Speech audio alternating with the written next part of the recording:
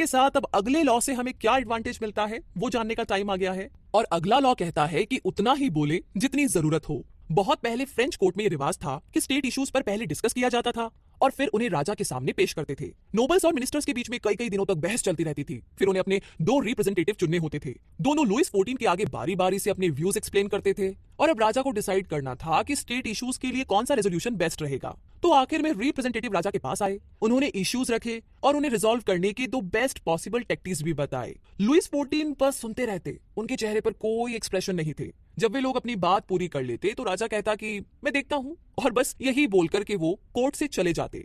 Louis 14 उस subject पर कभी फिर बात नहीं करते थे। उनके कोर्टमैन को कुछ दिनों के बाद पता चलता था कि उन्होंने क्या डिसीजन लिया था, क्योंकि तब तक लुइस स्टेट इश्यूज पर काम करवा चुका होता था। तो यहाँ पर उसकी चुप्पी से किसी को भी ये पता नहीं चलता था कि उसके दिमाग में आखिर चल क्या रहा है। उसके अगले स्टेप को प्रेडिक्ट करना बहुत ही मुश्किल होता था।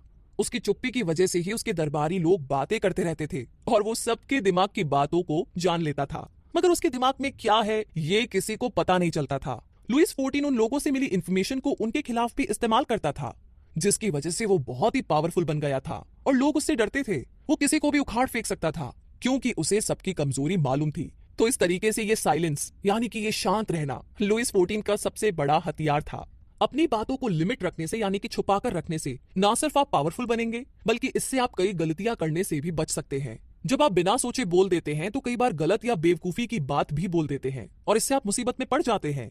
जैसे कि साल 1825 में रशिया में एक प्रोटेस्ट हुआ था। निकोलस I तब नया राजा बना था, मगर लिबरल्स लोग चाहते थे कि रशिया एक मॉडर्न कंट्री बने, यहाँ की इकोनॉमी और गवर्नमेंट बाकी यूरोपियन कंट्री के साथ कदम से कदम मिलाकर चले। पर निकोलस I ने आखिर दिसंबरिस्ट अपराइजिंग में इस प्रोटेस्ट को कुचल दिया था। उसने हुक्म दिया कि इस प्रोटेस्ट को जो लीड कर रहा है यानी कि जो इनका लीडर है कोंद्रेती रेलेविव, उसको फांसी पर चढ़ा दिया जाए। इसी के साथ रेलेविव के गले में फांसी का फंदा था और वो एक प्लेटफॉर्म पर खड़ा था। उसके पांवों के पास दरवाजे खुल गए थे कि तभी उसके फंदे की रस्सी टूट गई और वो जमीन पर गिर पड़ा। उस जमाने में किसी मुजरिम के फंदे की रस्सी टूटना ऊपर वाले का चमत्कार माना जाता था और अक्सर मुजरिम को छोड़ दिया जाता था। लेकिन रेलेविव खड़ा हुआ और भीड़ के सामने जाकर चिल्लाया, देखा आप लोगों ने, रशिया में इन लोगों को कोई काम नहीं आता, यहाँ तक कि उनसे एक ढंग की रस्सी भी नहीं बनाई जाती। राजा का मैसेंजर तुरंत राजा के पास गया और उसे पूरी बात बताई। निकोलस I बड़ा ही निराश हुआ कि रेलेविव की फांसी टल गई। मजबूरी में उसे रेलेविव के माफीनामे पर साइन करने पड़े, मगर साइन करने से पहले उसने मैनेजर से पूछा कि क्या रेलेविव ने इस चमत्कार के बाद कुछ कहा। इस पर मैसेंजर ने जवाब दिया, सायर, उसने कहा कि रशिया में लोगों को एक रस्सी तक बनानी नहीं आती।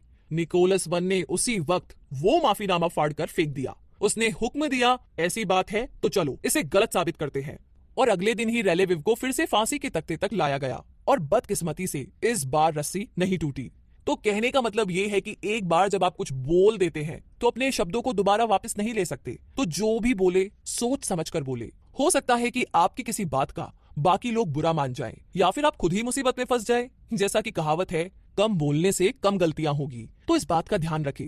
वैसे ये तो बस कुछ एडवाइजेस हैं जो आप अपनी डेली लाइफ में अप्लाई कर सकते हैं। ये एडवाइजेस ना सिर्फ उनके लिए यूजफुल है जो पावरफुल बनना चाहते हैं, बल्कि आप दूसरों के साथ अपने रिलेशनशिप को भी इंप्रूव करने के लिए इन्हें यूज कर सकते हैं। तो कभी भी अपने मास्टर से आगे मत बढ़िए को आप इस बात से भी समझ सकते हैं कि जो लोग आपकी हेल्प करते हैं उनका एहसान हमेशा मानिए। अपने दुश्मनों को यूज कीजिए से मतलब है कि लोगों की गलतियों को माफ करके उन्हें एक और मौका दे। अपने ट्रू इमोशन को छुपाकर रखने से आप हम्बल और अनअज्यूमिंग बने रहेंगे, तो कम बोल करके आप और भी बेहतर इंसान बन सकते हैं। इस किताब को पढ़ करके जरूरी नहीं है कि आप कोई पॉलिटिशियन बन जाए, मगर कुछ ना कुछ तो जरूर सीखेंगे। और हाँ, कुछ भी बनने के लिए एक अच्छा इंसान बनना बहुत जरूरी है, जो इस किताब को पढ़ करके आप जरूर बन सकते हैं। वैसे ये तो कुछ ही लॉस थे, आगे के बाकी लॉस के लिए आप इस किताब को जरूर पढ़िएगा। तो इसी के साथ दोस्तों ये ऑडियो बुक समरी यहीं पर समाप्त होती है।